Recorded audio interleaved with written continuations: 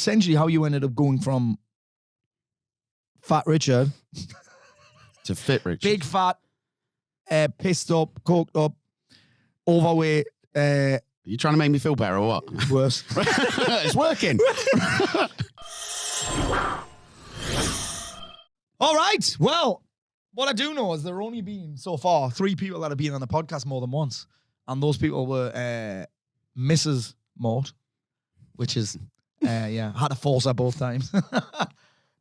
Mr. Darren Cartel, which is always fun. And Mr. James Smith. Today we have our 4th ever returnee to the Paul Mort Talk Shit Show. We have Mr. Richard Crow. How you doing, buddy? Mate, do you know what I was just thinking there? The last time we did this podcast, had you been Terry yet? I had not been Terry. Fucking hell, had you not? It was pre-Terry. It was pre-Terry. Wow. Yeah. So, this is mad. So as a result of the podcast that me and Richard did last time, I would tell you what episode it was. 28. Fuck me. Not that I visit very much and listen to myself. Because I have no idea when the podcast was. But actually, do you know the only podcast number that I remember is that on Darren's podcast that I did the other week, which you took a bit of heat for, it was episode number 69. And 69 just happens to be my favourite number, Richard. Me too. Just not at the same time as you. Me and Lesley were talking about this the other day, actually. I'm like, 69, like, when do you stop? Do you stop doing that at a certain point in your life? Nah, you just keep Do you think? doing it, surely. I say, So maybe you I don't know if I lose like- your teeth and then it puts you off. We were talking about that. I'm like, do people still do that at a certain... Once you've been with someone for so long, do you bother with that? Because you can't, it's like you're half committed to something. See, I'd probably get told off if I disclosed it. Yeah, if the missus listens. I'm beyond reproach right now. So if you're listening, give me a comment in the YouTube or hit me up on Instagram and Facebook and tell me what your thoughts are on a 69. It's like you're not all in, are you? You're not all in on the blowjob. You are after. It depends how your breath smells. Anyway, Mr. Richard Crow, we'll start off on the right foot. So Richard, the last time Richard was on, he talked about episode number 28. 28. Episode number 28. It took me 28 attempts to invite Richard on. It was only because I was passing by. I think he invited himself on, actually. But episode 28, Richard talked about his transformation from where he was at before we met in Skegness. Where I can't believe you're that same guy, by the way. Yeah. This big fucking fat guy with glasses on and fucking pissed and all that. Yeah, man. So we talked about his transformation from that to where he ended up, and then we ended up doing we did a big massive feature in my book on Terry. So for the guys that haven't, give me like a 1 minute. This will be hard. Oh dear. A 1 minute recap, like the start of fucking an episode of 24, on kind of how you ended up going from Fat Richard To fit Richard. big fat, pissed up, coked up, overweight. Are you trying to make me feel better or what? Worse. It's working. Like just that state you were in to kind of Terry, like what was that? Talk us through that real quick. So you were... So I was basically sad, alone, fat, miserable, cokehead, lonely, everything. Lone wolf. And You said that better than I did. Yeah. And essentially I met you at charity do, which my son got pissed, smacked someone, ended up on a GBH charge. And that was kind of a massive wake-up call for me. I was kind of at the point in life where I'd had enough, if I'm honest, full disclosure. And it was pretty much a time where it was fucking do something or tap out. And I'd actually gone to this charity do to see you. And it just kind of turned into this like, oh, fucking hell, what's happened? The police are here and my son's been arrested and everything. And it was a huge wake-up call. And I realised that I'd just been a terrible role model for my son. And he was literally mirroring my behaviour. And I decided to start working with you. And it just felt like I'd found a good place and somewhere that kind of feels like home. Yeah, somewhere where everyone else was fucking mental as well. Yeah, everyone else is fucked, and it was kind of, I didn't feel out of place. It's a strange thing, isn't it? It is. It is a mad thing. It's hard to people are like, what do you do? I'm like, you kind of have to be in the club. It's so weird. Yeah, to understand it. And we were thinking about it the other day. I was like, you know, when we're talking about this, so we have our event at Etihad, right? And Leslie's like, why you want to do it here? I'm like, the photos and that. Imagine if I'm seeing it. I've got this amazing guest speaker whose name I can't reveal. And I've got this venue. Imagine the photos and people looking at it and thinking, it's just an opportunity for me, not just a flex, but for people, for men in particular, look at it and say, I want to be in on that. And they should. So that's what it feels like, doesn't it? Yeah, and they should, because for me, there isn't anywhere like this, okay? And I think men, they miss it because it's been, for me, a platform where I've actually kind of become someone. Yes. Probably fuck all to anyone outside of this, all right? But within your, Alliance, Unstoppable, your community, I love helping other people. Yeah. And do you know what I love about you've said this here? That's happened. I want to give you loads of credit here. That wouldn't have happened before or really during, but it happened once people started seeing, fuck me, Richard has changed. Yeah, this guy's moving. Dramatically. This guy's moving and I want in on it. Correct. I want on that train. Yeah, what's he doing? What's he doing different? Yeah, I think that's how someone asked me yesterday on Instagram, like, even my kids asked me, how did you end up doing this? I said, well, I got my own shit together. People started noticing and asked me how I did it. And that is literally what's happened. And I think the biggest turning point was going back on episode 28. We actually recorded that in October 2019. 2020. No, 2020. Yeah, 2020. And it then went out in January after, I think it was the first one in January after the book launch, because it was like, hey, this is Terry. Did I say that? Yeah, the absolute fucking mess. Did I? And mate, your memory's better than mine. Yeah, well, mate, I've only got the last 2-3 years to remember. Apart from that, it was all a blur, wasn't it? So, yes, I only remember since working with you. It's mad, isn't it? That's when I stopped doing drugs and stuff. Did you know what? I have this. People ask me about what it was like and when did you notice the change in yourself? I'm like, I can't. There's so many things that happened. Yeah. When I was struggling, that I did a podcast with I can't remember what episode it was, but I had my friend Chris Brown on. I've known Chris a long time, and he was like, "Remember when you did this?" I'm like, "I didn't do that." He's like, "No, you said that." I was like, "Did I?" Fuck, it's wild, isn't it? That it is, and it's kind of like a journey as opposed to a defining kind of moment. But I think for me, I joined a WhatsApp group with a load of other guys within Unstoppable, and for me, there it was like, shit, I've got to step up. I can't hide. Yeah, and I got invited into this group. Yeah, and I turned it down because I was like, oh no, I'm going to have to step up, and I was pretty much scared of it. I have to be accountable. Yeah, and then one day I was just like, I've had enough. I need to, so I just threw myself in, and I've never really looked back. And it was from then. It's weird that, isn't it? It's weird that you had an opportunity to do something, and you were like, no, because then Why do you think we hide from this kind of shit? Scared, fear of failure. Yeah. And I think one of the key things. I think it might be, in that situation, in a lot of situations for men, it's like fear of looking like a failure. Correct. Yeah, it's looking like a failure, because looking like a failure. If you remove the audience, you wouldn't really care. So you just do it, wouldn't you? Yeah, it's a strange thing, isn't it? It's a strange thing, and I think that I did it fucking hell. I did a training on Monday that it was supposed to be 15 minutes and turned into an hour and 15 minutes because I just got stuck on this subject of peer groups. And it's an interesting thing. Huge. Because when you're in this peer group like this, and again, I noticed that a lot of us have a group of friends that we don't want our life to look like theirs. We're a little bit further ahead with them, but we still hang out with them because we don't have to raise our standards to get their approval. Yeah. And we're not quite ready to disconnect. And possibly there isn't a replacement peer group. Yeah. And that's probably the biggest issue, because you just don't want to be on your own.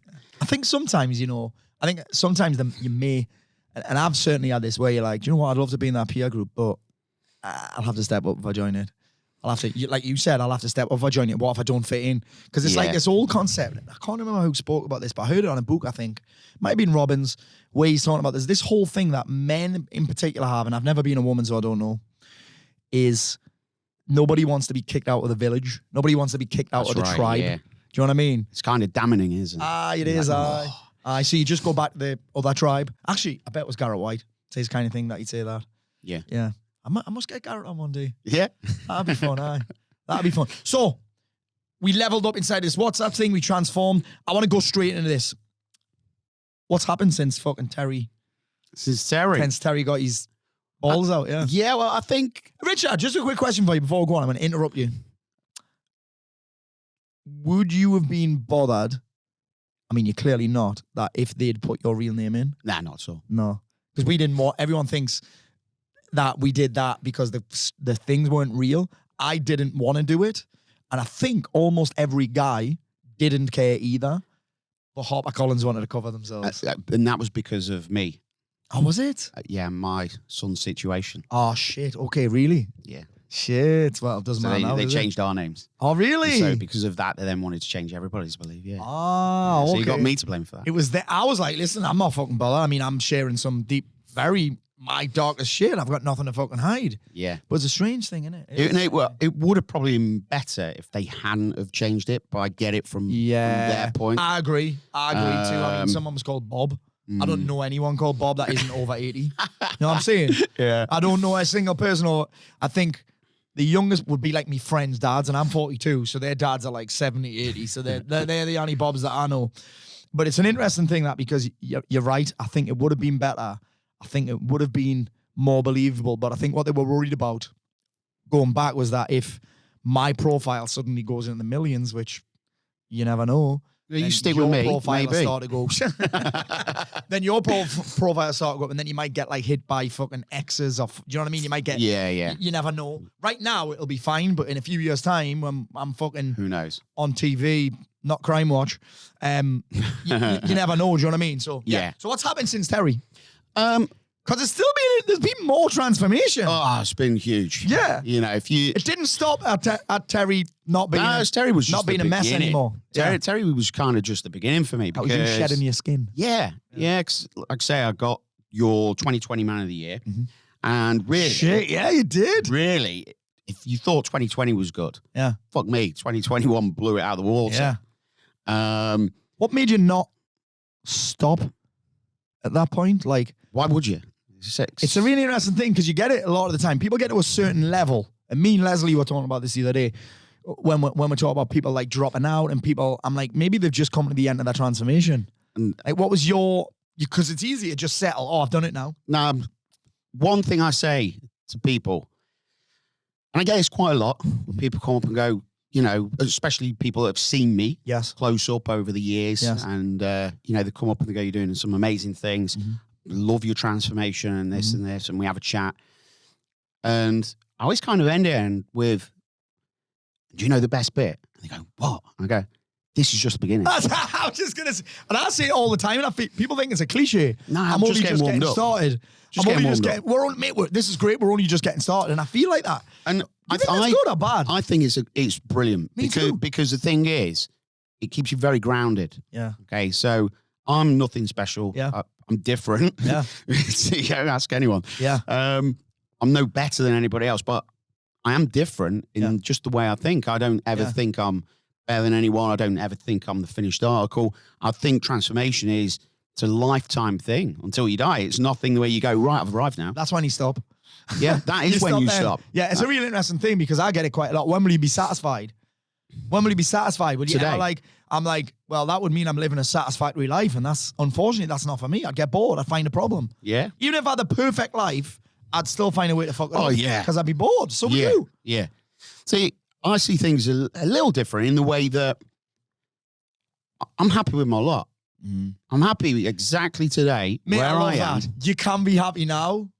Yeah. And you can be, and that doesn't, and I think you don't have to confuse things being bad with wanting things to get Correct. even better. Correct. And we actually, because if I go back to what's happened, essentially, I covered this last night on one of my, I'm now a coach, by the way. Yeah. And we covered it last night in our session, and it absolutely blew people's minds. And what happened from being Terry and being in the book, I think it actually gave me some sort of when you asked me, I was like, what the fuck does he want me to do this for? It was like external, he's noticed. They've noticed. And I'm like, people are noticing. And then I started getting messages from random people all over the country, the world, and going, hey, you, the Rich Crow's just on the podcast with Paul. Yeah. I'm like, this is nuts. What's going on? And people were kind of like, I resonated with you so much. Thank you. And I'm like, wow, this is like something. And it was almost like social proof that, hold on a minute, people are telling me I've done good. I've got to kind of start believing I've done good. Okay.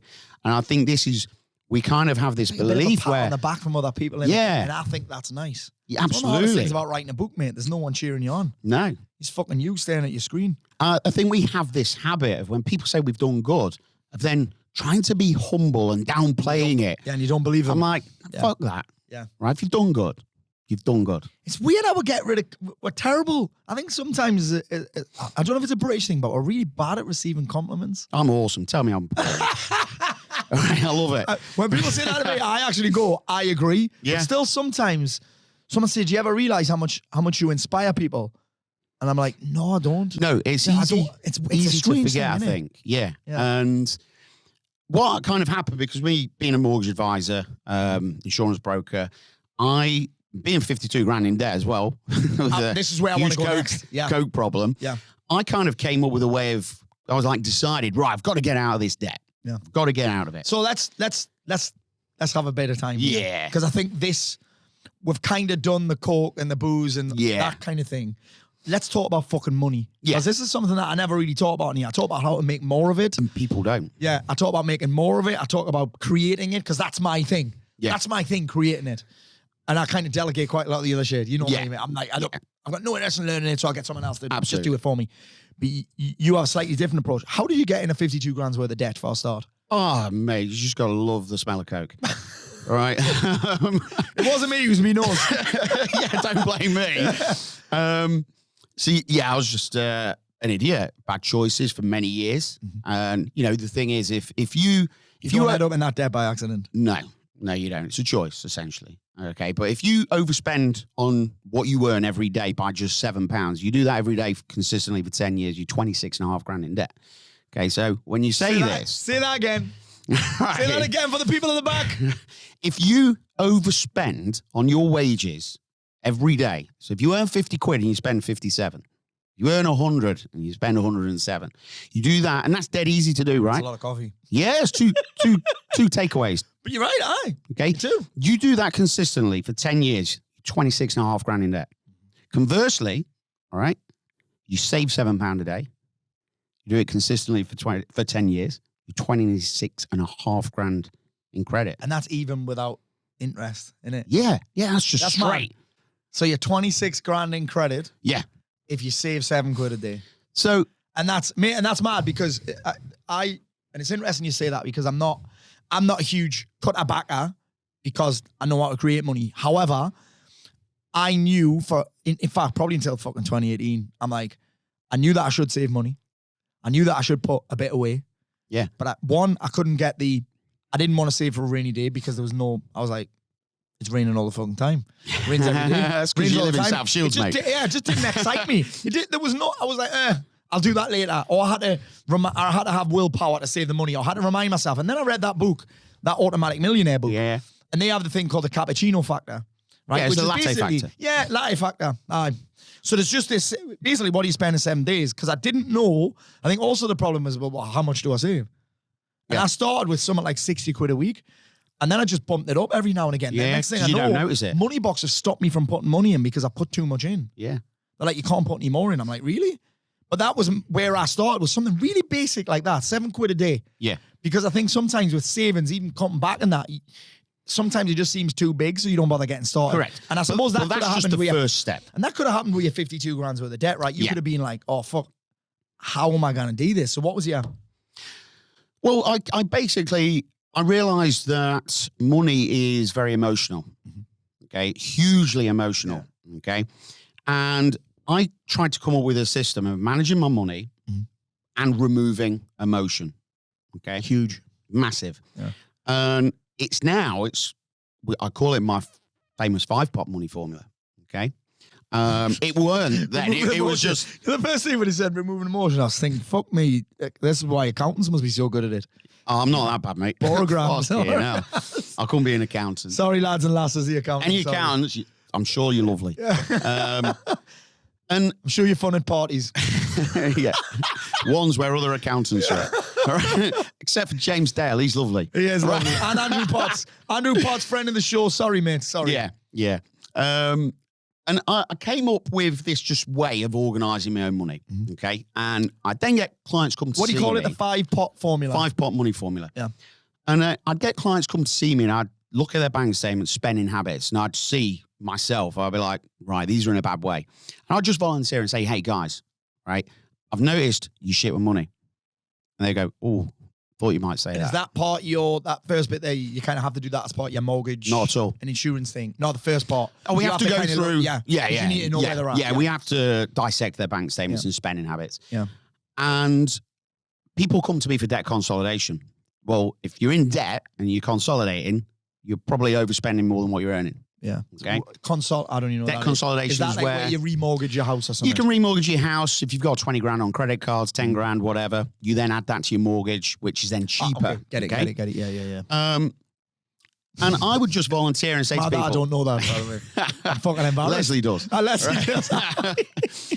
And I basically would just say to people, look, I've got this thing. Yes. It's a way I organise my money. Okay. And full disclosure, I'm like in debt. So I started doing this 4.5 years ago. I'm in debt. I'm in a debt plan. So don't be ashamed. All right. But I've got this formula. I'll show you it. No cost. I'm just here to help. Man, I love that. And do you know that the ashamed part with debt's mad, because I know a lot of millionaires and some of them are in debt now. Yeah. But they're millionaires. It's mad. Yeah. Because they've got £1 million worth of assets or whatever. Correct. Yeah. And I'd show them it. 6 months later, I'd get messages going, Rich, that thing you showed us, it was amazing. And I'd be like, wow, this is great. And this just kept happening and happening and happening. And this one couple, they absolutely changed their lives. And they went to America, paid for this trip. They were sending me pictures in America saying, you made this happen. And I was like, whoa, this is cool. I like this. Yeah. I'm really making a difference to people. And then kind of probably back end of 2020, a lot of the guys, it was kind of when I started getting noticed a bit within, Unstoppable. And a lot of the guys would comment and say, I'm shit with money. So I just messaged a few and said, hey, I've got this thing. If you would like to have a look, let's have a Zoom call or whatever, and I'll take you through it. And then they all start messaging me saying, you need Richard to do this thing. Yeah. And it then started where this one guy, I think showed Ryan McGill, and then he had a chat with Carl Gregg, and Carl Gregg spoke to Pete Donahue, and Pete Donahue told someone else, and it escalated to the point. point. Look at you fucking name dropping on the other lads. Yeah, man, the boys. Buzzing. The boys. The lads. And it kind of like got to doing 2 of these a day. I was like, fucking hell, it's killing me. So I messaged you and said, dude, how can I do a Finance Friday where I can help everybody instead of one at a time? Yes. And you were like, deal, I'll get a day off. Yeah. I remember you said, one condition, you've got to do it to the women so I get a full day off. Is that what? Yeah. Wow. So I was like, all right, I'm in, great. Yeah. So I delivered this training. Yeah. And everybody loved it. And it went wild. I was getting all these messages going, when's the course start? And I was like, what course? And they're like, no, the course. I'm like, there isn't a course. You need to fuck off and leave me alone. Yeah. Just go what I've told you. Yeah. Go do what I've told you to do. You'll be all right. Yeah. No, Rich, we need a course. I'm like, you don't need a course. I'm way too busy on the mortgages. I don't need to do a course. Yeah. And it kind of then came to an Elite X meeting. You all bullied me. And Michael Glancy made me put a couple of statuses on Facebook. And it ended up, I had 33 people sign up to a course that weren't written. So I shit myself. Right, I was like, okay, better write a course, but it's going to be the only course I ever do. I've never built a course where I've had anything written before I started. Yeah, but did you want to do the course though? Because I didn't. So I didn't want to do a course and I didn't want to write it. Yeah, I had 33 people that paid me. So I'm like, shit, what am I going to do? Yeah. So I put this course together and I said, this is the only one I'm going to do. I absolutely loved it. And the changes that I saw in people, the value that they got was phenomenal. Richard, you talked about this before we came on camera. We talked about this and Lesley fucking lashed on it. She loved what you said. Yeah. When you said the changes in people, because it's about more than money, right? Yeah. Because you can change your bank account and still stay the same. I know this. Absolutely. What are some of the changes that you see then, apart from maybe that they're in less debt, that they've got more money now? What are some of the changes that you see? Because I'm really interested in this. Yeah, well, my purpose, let's say, is to remove people's anxiety, overwhelm, and fear of money by just giving them a strategy that they can easily follow, because most of my anxiety and stress, okay, was because I was 52 grand in debt, and I associated that debt to being a failure, okay, because I was shit at money. Awesome coke taker, right? Right. I mean, to be fair, I had a gold medal. Different weight class. Yeah, definitely. Black belt. To say it stops you eating, it fucking in me. No. Right. And it's just people's that overall demeanor, how they looked at money. They saw light at the end of the tunnel. They could actually see a future without debt. Anxiety thing's interesting. You know, the one thing that popped up for me there was like, I don't do anything different when I'm going to go on a flight, right? I've got a long-ass flight coming up to Florida, longest flight I've done in a while. And the way that I ease my anxiety and almost get rid of it is I just have shit written down. It's mad. People are like, what? That's all you do? I'm like, yeah, because then my mind knows if I get bored, I can do this. Yeah. It kind of it eases it.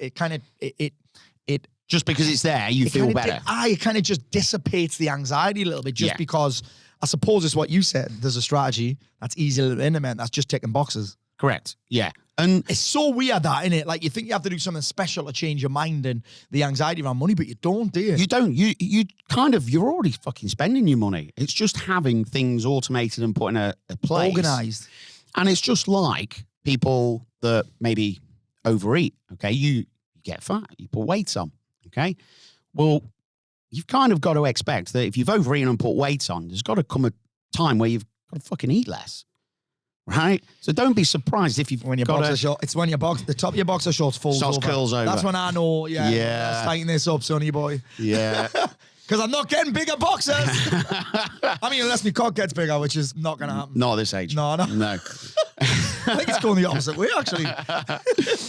And we kind of, it just had a big effect on people. And it's like a long-term strategy as well. It makes all your decisions. And so, like, for me, a good nutritionist or a PT or whatever, they'll give you an allowance per day or per week, okay, where they go eat what you want. Okay, it's structured. Same with my 5-part money formula. You still get money to spend, all right? You've just got limits, okay? Yeah. You've got targets, let's say. Yeah. So it's kind of like if Smith's listening in, it would be his kind of, it's like a deficit. Correct. Creating a deficit, right? Yeah. You can eat what you want. Yes. Because I think you know what's like me. Some people you do well with a meal plan, right? Yeah.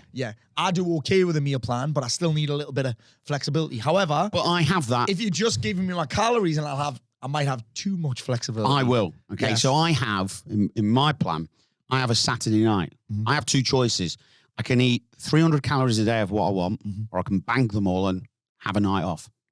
So obviously I have a night off. All right, because that's way better to binge than spread it, right? I'm sitting here fucking starving because I've got this comp on Saturday. Let's come and move on quickly. Yeah, we can. So it's kind of like that, and yeah, I get it when you say saving's boring. Yes. Okay, so I term it differently. Unless saving's not boring now because I know it's for more than a rainy day. How I know I'm going to buy a house, and this is it. Okay, saving's boring because it's a boring word. Yes. Nobody really associates anything good with saving. However, what if I said to you, right, you're not saving, right, you're actually paying your future self. Yeah. You're investing. Who's going to fucking spend it when you've saved it? Because it's weird that, innit? It's weird because you think about this and you'll have dealt with hundreds of thousands of these where I could never save money until I needed to buy a house. You're unbelievable. Because you've got huge amounts of leverage. Yeah. There's a sexier reason. I suppose that's because it's an investment. You know it's an investment. Yeah. It's not saving. It's not saving. If your kid needed treatment to save its life, you would save the money. Yeah. You would find the money. Because the why is huge. Yeah. You wouldn't know the how, but you'd make it happen. And this is the thing. People don't actually plan. Okay, so what they do is they just see money and spend it because ultimately they've got nowhere better to put it. There's no better reason. Okay, so once we start planning and going, right, I'm going to do this, all of a sudden. What am I going to do with the money I'm saving? Correct. Yeah. Okay, so that is then where you got to make that freedom. Sexy enough for yourself, isn't it? Yeah, people say to me, yeah, but I want the freedom to do what I want when I want. Oh, I'm like, all right, make you 20 grand on credit cards. How's that philosophy fucking doing you? That's like with food and that as well, isn't it? Yeah. And then they go. It's like fake freedom. I've got loads of freedom. I can do what I want when I want. It is. It's exactly fake freedom. It's going to catch up with you. Yeah. In fact, there's a quote. Do you have that Facebook newsfeed eradicator? So there's this thing on your laptop. It basically you can use Facebook. I don't go on it on my PC. There's no eradicator. So basically there's no feed. And there's a one that keeps coming up, which is something like procrastination's a lot like a credit card bill. It's like a credit card. It's a lot of fun until you get the bill. Correct. It's a real interesting thing, that, isn't it? So they've got this fake freedom. It's not real freedom. What if eventually it's going to bite them on the arse? What if? Okay, credit cards. What if you're just renting a debt? What if you term it like that? Okay, imagine this. This is a millionaire. That's a millionaire mindset. They all know that. Yeah. Everyone will be like, and there's a guy, friend of mine, Ryan Stewman, right? Calls himself a hardcore closer. He'd probably do close to 100 mil this year, I reckon. And he's always talking. And there's a guy in the States who's a big finance guy, right? And he's all like, don't get into debt, don't do this. If you only pay cash and that. And Stewman's like, well, it just doesn't make sense. He's like, all millionaires that I know all talk about debt as what you said, I mean it in a different way, because don't forget, I'm talking about a different situation where you're overwhelmed with money and you're struggling. Yeah. So I get that in terms of that, because quite right, not all the debt language is important. Bad. Absolutely. Yeah. So not all debt is bad, because if you're leveraging the debt to earn money, okay, then that's great. That's an investment. Yes. What I'm talking about, okay, is I'll get people come for a mortgage and I'll go, how much you got on a credit card? And they'll go, not a lot. Okay, what's not a lot? Oh, 4 grand. Okay, cool. Not a lot. Just 4 grand. Yeah. They go, yeah. I go, can I just ask you, how long you had 4 grand on your credit card? 2, 3, 4 years? And they go, oh, 4 years. Okay, cool. But it's just 4 grand, yeah? And they go, yeah. I go, great. Are you paying them 120 quid a month? Yeah. It's a 1,200, 13, 14, 40 a year. Do that over 4 years. All right. You're nearly 6 grand. Massive. And the great news is you still owe them your 4. Yeah. But hey, it's only 4 grand. Nice, mate. Okay, you've paid them 6 grand to rent your 4 grand debt, and you still owe them the 4 grand. Yes. I'm in. I'll do that as a business. Yeah. You give me your money. And then they go, no, you're stupid. Oh, well, why would I do that to you? I'm like, well, you're doing it to the banks. Isn't that mad? Mental. Chad, question for you. If someone's in debt and they want to save money, which one would you do first? Does that make sense what I'm saying? Kind of do both. Yeah. Okay, so what I'd recommend is 10% of your every penny that comes in. Okay, you put that aside. Get to a certain amount. Where should I put it? Oh, we can't go too far into this, mate. You know what I mean? You've got to sign up to me course, mate. 8-week money mastery. Right. This is the 5-part money formula. You're doing me over. Nobody will need me. I love it. Right. So, yeah, you'd have a separate account for that. Okay, so you just put 10% of everything that comes in. And then play with it. And then that's kind of like a safety net. Okay. And then you'd then dissect your debts up and attack them. Okay, because the sooner they're costing you money. Okay, you get those debts paid off, you've got more money to play with. Yes. So if you want to live your life in a way where you want to do what you want when you want, surely if you've got more money to do that rather than renting the debt, you're going to have a better time, right? 100%. It's because there's nothing to pay back. Correct. You've got more money disposable because you're not paying it to banks and lenders. Yeah. Okay. So it's all about changing the psychology of money. And this is where I was going earlier. We had a coaching session last night and it absolutely blew everybody's minds. One of the probably biggest changes with myself, when I was in debt, I was just chasing money. I want more money. I want more money. Yes. Okay. Is that because you want to pay it off faster? I wanted to pay the debt off. So I want more money. I want more money. Yep. And from a spiritual kind of point of view, the wanting of more money is exactly what I got. The wanting of more money. Okay. Once I kind of understood this principle that I'm actually exactly where I need to be. I've got exactly the amount of money I need and deserve because this is what I've got. And I've actually made this happen. Yeah. Yeah. Okay. So I have got all I need. Yeah. Because if I needed more, you'd have more. I'd got it. Yeah. Okay. And the big thing is that if you can understand that more will only come to enough. Okay. Repeat that. more will only come to enough. So whilst you want more money, you will get not more money, but the wanting of more money, Nice. which therefore means you haven't got enough. Yeah. So more money will only come. It's funny you should say that, because Byron enough. Katie taught me something, which was you'll never have enough of something that you don't need. Yeah. Which is kind of a similar concept. Yeah. You never have enough of something that you don't need. Yeah, And if you needed it, you'd have it. Yeah. It's a very interesting concept, that. So how did that shift your behavior? I just started giving, because you can't give what you haven't got enough of. Mm-hmm. I just decided to kind of live a life of serving people and just giving. And then what I found You start being crazy. more valuable. Correct. Yeah. So I upped my Giving more service value. Yes. to the world. Mhm. Okay. And amazing things happen. Mate, I'm so when that fucking happens. glad that we covered this, because it's huge. It is huge. Yeah. Last night I had to My go over number it. one value, like my number one thing when it comes to money, and people don't get this, is money is an exchange of value, an Yeah. exchange of perceived value. So therefore, instead of asking how can I get more, start asking where can I give more. How can I give more? Money will always congregate to where the most perceived value is. Correct. Always. Yep. There's nobody that, I mean, there is people that have earned it. Sorry, stole it.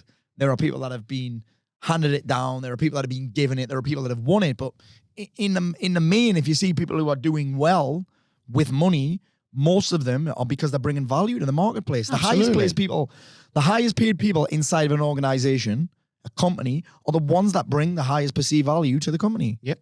You know what I mean? It's the same in business. Yeah. You want your business to start making more money, bring more fucking value to the marketplace. Correct.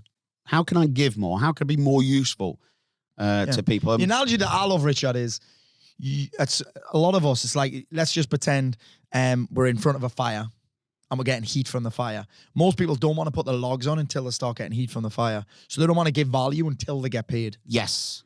You get what I'm saying? Yeah. The heat comes after you put the logs on. And this is what most people don't understand. No, you've got to give to receive. If you want the heat, you got to put logs on the fucking fire. Yeah, absolutely. If you think about this, right? If aliens came down and invaded us, do you think they'd nick all our 50 quid notes? They wouldn't give a shit, would they? It's meaningless to them. All right. So it's only actually something to us because we perceive it to be. Mm-hmm. And it is just an exchange of value. Mm-hmm. So you give more comes your way. Mm-hmm. And the more you give away. And by the way, Richard's not really talking about, you're not talking about giving away money, really. No. Are you? No. You're not talking about giving away money. No, I'm not giving away money. Someone will be like, oh, I'm not giving away, I haven't got enough. But you're talking about giving away energy. But hey. Time. Yes. Effort.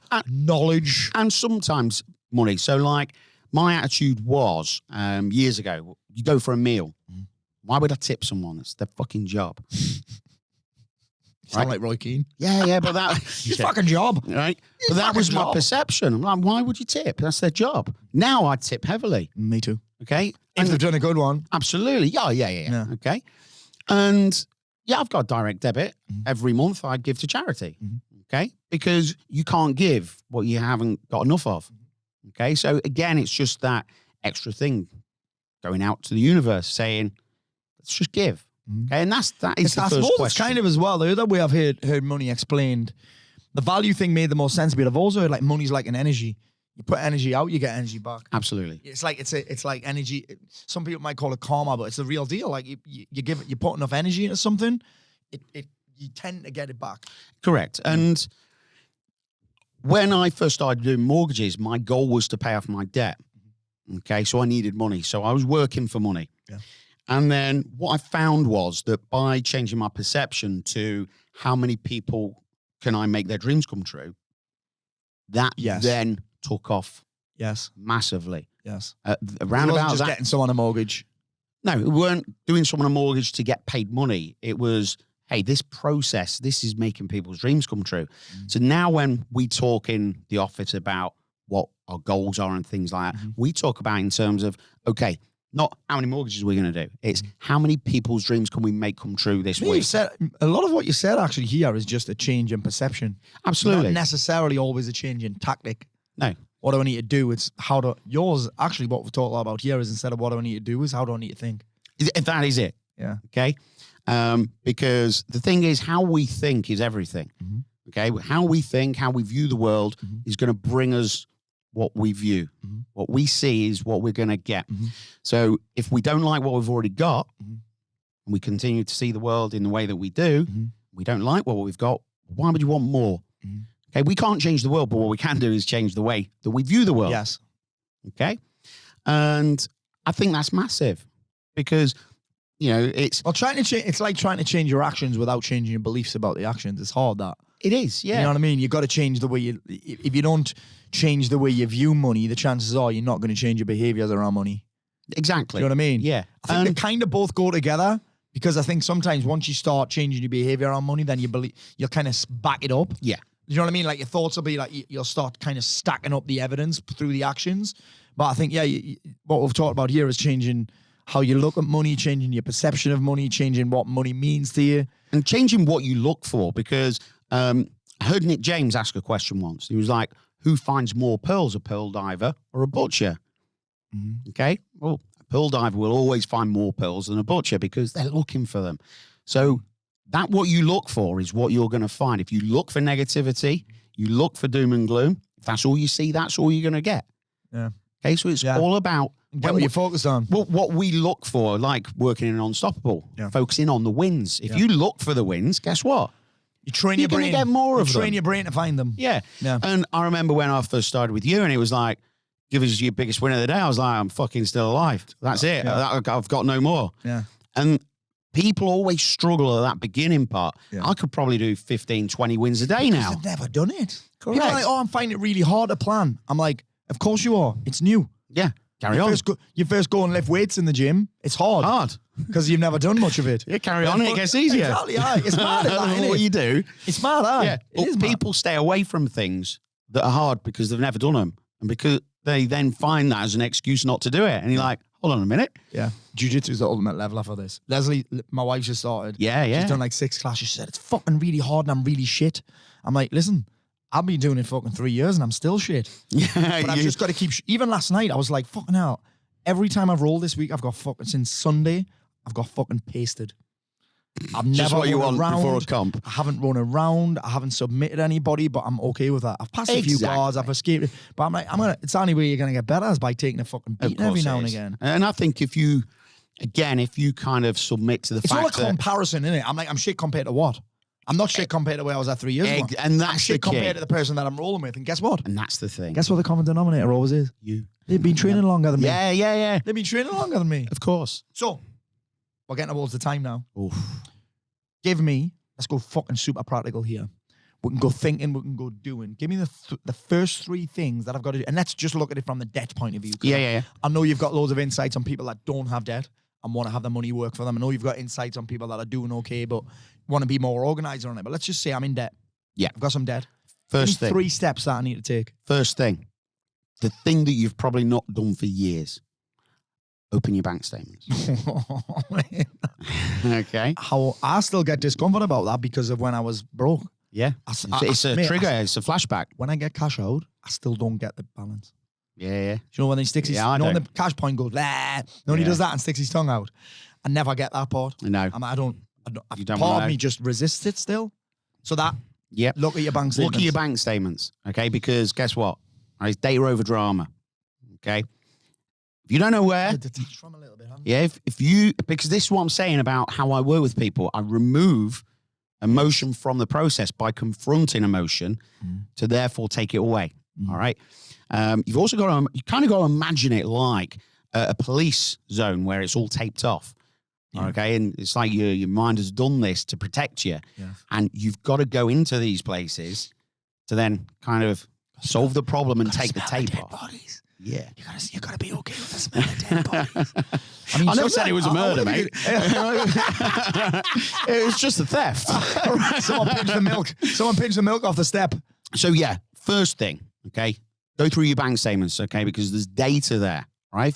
If you've ever said, I don't know where my money goes, well, you've never fucking looked at your bank statements. I'm like this with time. I'm like, how do you know you're so busy? Exactly. You don't have a schedule. How do you know? Let's have a look, okay? I had one of the guys do it in my program this week, and he's gone back 3 months, spent over 800 quid on takeaways.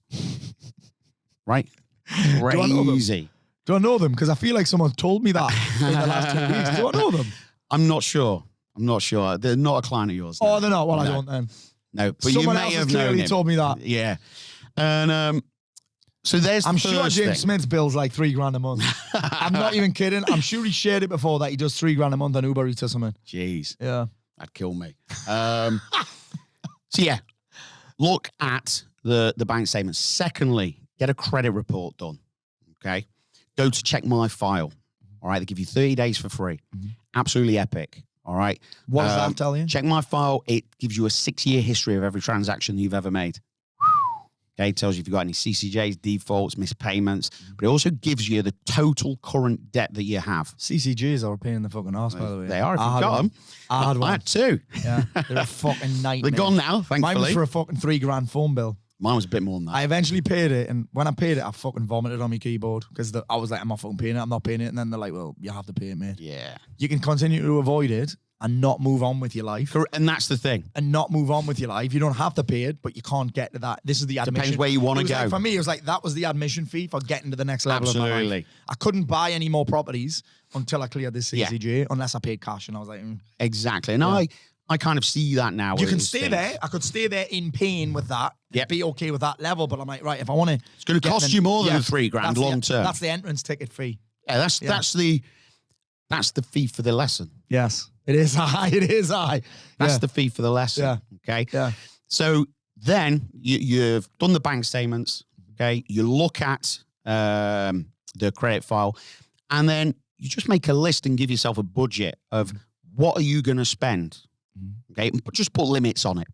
Okay. Because you'll be surprised how good a time that you have. And then you go, oh, fucking hell, I've got money left. That's mental. Right. Well, it's not. Right. You've just not spent as much. It's just, I suppose it's kind of like looking at, if you put it in a weight loss context, you put all your Correct. weight, you put your weight in, you put your height in, you Yep. put your age in, Yep. you put how quickly you want to lose the weight, Yeah. and then you It work out your tells you. calories, and then you work out your protein, your fat, your carbs, and that, It's exactly the same. and then you either lose weight or you don't. Correct. And you lose weight if you follow the plan. Exactly. And that's what I do Yeah, with my clients. yeah. Great Okay? analogy. Take them on a journey. And actually what happens for the first 4 weeks of my program, okay, is we don't really talk about strategies and how to get out. Because here's the thing, all right? When I got 52 grand in debt, I was earning 75 grand a year, all right? And most people think more money is going to solve their problems. It's not. Because if you'd have given me 150 grand a year, I'd have had 104 grand's worth of debt and double the amount of coke. Nice. Okay? Yeah. So here's the thing. If you earn 10 grand a year and you can't manage 10 grand, you ain't going to manage 20. Amazing. You ain't going to manage 20, you ain't going to manage 50. If you can't manage 50, you certainly ain't managing 100. Yeah. So what I teach people is That's fucking sick. how to manage the money that you have first. Yeah. Because I see all these coaching programs, okay, how to build your businesses and all of this. Nobody teaches you how to manage what you've already got. You're right, huh? Okay. You're right, yeah. And for me, the first 4 weeks of my program, the 8 weeks, is It's we kind of like that tackle with your clients as well. mindset. People always think, oh, more clients is answering your problem. Like, It's well, you not. can't have the ones you've got. No. If we turn the tap on, what we're going to end up with clients that you can't handle, clients that you fucking that you end up resenting, a business that you end up resenting, and clients talking shit about you because you didn't Exactly. deal with them properly. It's the same thing with your money. Correct. Yeah, I Okay. love that. Mate, I love that. So we deal with your mindset of money and we get you actually controlling what you've got. I then give the strategies because if I gave the strategies at the beginning, okay, it would mean nothing because your mindset is in the right place. So I take you on a journey, okay? We visit where your money habits and your beliefs with money come from. We overturn them. Go on a bit of a spiritual journey. Money doesn't grow on trees, you know, Richard. Depends. Depends what you're growing. It really Right. does. Depends what you're growing. It doesn't grow on trees. All right. no. And then we go into the strategy side. And by the end of the 8 weeks, people are like, wow, I've made huge inroads. And the thing is with what I do is that people within the 8 weeks have more than mostly double, okay, saved what the course is actually, the investment has cost them. Yeah. And they've got the lessons for the rest of their For the lives. rest of their life, yeah. And even better. And 8 weeks is not that long, really, in No. terms of, do you know what I mean? That's going to compound and compound and compound. But and here's compound. the thing. Yeah. Okay. If you're shit with money, Yeah. all right, and I ask you if your kids grow up with your money habits, would you be proud? If the answer's no, guess how your kids are going to fucking grow up. But you get a handle on this, guess what? You can actually alter the history and the future, Of your future of your I love family. that, yeah. You can teach your kids this. Okay, do something about it and actually, put a spanner in the works, change the future, because your kids will then teach their kids and so on. And it goes on forever, hopefully. Love it. That's how saying the money grows on tree things, is that's the kind of thing that I would have heard everyone saying around me, and I saying to my kids, listen, you know what I mean? Like my beliefs. It's funny that nobody in my family is self-employed. Nobody's ever made a lot of money. My mum, she'll be listening, worked in Asda and the Town Hall Cafe, and my dad worked in the same factory for so long. Hello to your dad, by the way. Hello, Tommy won't be listening. I like your dad. Too busy playing fucking golf. Look Too at busy dressing up. He wants to dress up, my dad, and too busy playing golf. But they did this. I had to learn this mindset of money thing. Well, this is the biggest thing, all right? If we go back 40 years, okay, there's certain things nobody spoke about, all right? Religion, politics, sex, money, okay? Just look at your socials, all right? Everybody's talking about sex. All them secret WhatsApp groups, lads. Oh, Big Barry. All sharing the pictures of their weekend conquests. Yeah. If you think women don't do it. When OnlyFans gets hacked. If you think women don't do it, by the way, you're fucking wrong. Yeah. All right. Yeah. Politics. Nobody spoke about politics. It was like taboo. You really didn't ask people who they voted for. Now you've got fucking unemployed Deborah. Sorry if there's any unemployed Deborahs. Sorry, Debs. All right. I've got the program for you. Yeah. All right. They sit there on Facebook telling the country how they can do a better job than the people we've got. And it's like, hold on, Deb, start off, we're getting a job. Yeah. All right. But then you've got religion.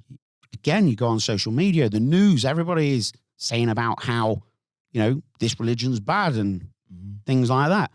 No one fucking talks about money. No one says. And the people that do talk about it always get loads of shit. Yeah. Like, it's mad. Yeah. Rob, we've had Rob on the podcast, Stephen Green on the podcast. Whenever they talk about money, they get shot down. Like, they get shit for it. They're okay with dealing with it. But I'm like, people get triggered by it. Yeah, because they think they'll never be in a position to get it, and they're jealous. Oh, absolutely, yeah. Okay. And you might have, so-and-so has got this. It's all right, mummy and daddy have bought it. Yeah. Well, why not? If they work hard and they want to treat their kids, isn't that what we do? I ain't ever going to apologize for that. You see it in movies all the time. That we mean the kids talk about quite often. You ever notice the bad guy's always rich? Yeah. Any movie, any cartoon, it's always the bad guy's always rich, or the rich guy's always the bad guy. The only thing that I've seen that's different was fucking Batman, and even then they've tried to portray him as a bad guy. In the end, yeah. I mean, I can't believe we've ended up talking about fucking Batman, but there it is what it is. Huh? Hey, what about fucking him off Twilight's playing the new Batman, isn't he? Oh, I don't know. Robert Pattinson. It's not my thing. It's not my thing. No, is it not? It's not my thing. So, yeah, all I'm really trying to do is, because nobody sticks their hand up on social media and go, hey, everybody, just want to let you know, I'm really showing money. I don't know what I'm doing. I'm in loads of debt. Can anybody help me? Right? Because they're all embarrassed. Yeah. I've created this platform where people go into it and they literally, I ask, not everybody, if they don't have to, but I ask people to do a video, who you are, where you're from, what you do, how you've come across me. I heard a little rumor Kath didn't do hers. Pardon? I heard a little Kath didn't do hers. No. We need to have words. And, well, she's just outside, mate. Your mother. Yeah. Good luck. And one of the biggest feedbacks I get is that people feel like they're empowered, like a weight's been lifted because they've shared it. Yeah. And if you're listening to this and you're lost with your money, you're in debt, okay, talk to people because you will feel a lot better. Amazing. Richard, talking to people, I'm sure you're going to get inundated once you say this. Where can people find out more about, where's the best place for us to go? The best place for you to go is Richard Crow Money Coach. Yeah, money! Yes, I love it. So Richard's just about to change his whole profile to Richard Crow Money Coach, which I think is an incredible move. And if you got value from this today, which I'm sure you have, go check out Richard Crow. Thank you so much for coming to talk shit. No problem. It's free Facebook page, loads of money tips and mindset. So and loads of videos. Come and join me. Loads of videos. I love it. Thank you, Richard. You're welcome, mate.